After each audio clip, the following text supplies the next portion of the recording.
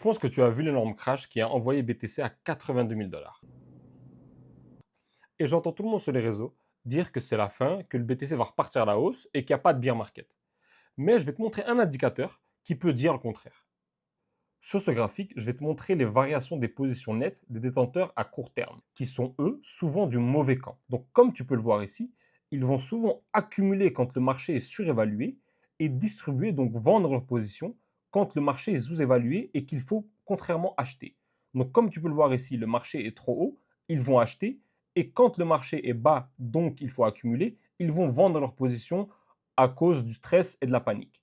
Et actuellement, ils sont en train d'accumuler massivement. Donc ça signifie qu'on serait du mauvais camp.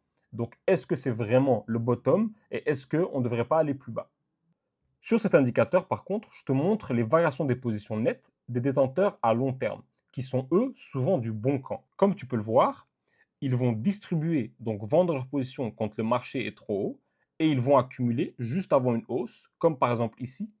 Comme ici, ils ont également accumulé. Ici, ils ont vendu leur position quand le marché était trop haut.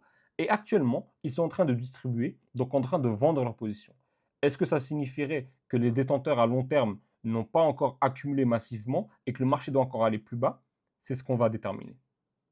Donc, est-ce qu'on se trouve vraiment dans un bottom et le marché va aller plus haut et on ne va pas avoir de bear market? Si c'est le cas, alors le marché donnera raison au retail, donc ceux qui ont souvent tort, comme je te l'ai montré sur les derniers graphiques. Il ne faut pas oublier que le marché a besoin de peur, de capitulation des retails pour pouvoir repartir sainement. Actuellement, les investisseurs privés, donc les retails, sont encore trop confiants sur le marché. Est-ce qu'on a besoin que le marché aille plus bas? C'est ce qu'on va déterminer. Bien sûr, énormément d'indicateurs indiquent un bottom, donc une sous-évaluation extrême du Bitcoin, donc repartir à la hausse. Mais il ne faut pas être trop confiant. Et quand la masse dit une chose, c'est souvent l'inverse qui va se réaliser. Alors une hausse sur le court terme pour venir recorriger plus bas sur le moyen terme, c'est très probable et il faut suivre le marché de très près car c'est très intéressant ce qui va se passer sur les prochains jours et prochaines semaines. Si tu veux mon analyse complète, n'hésite pas à m'envoyer un DM et je t'enverrai ça en détail.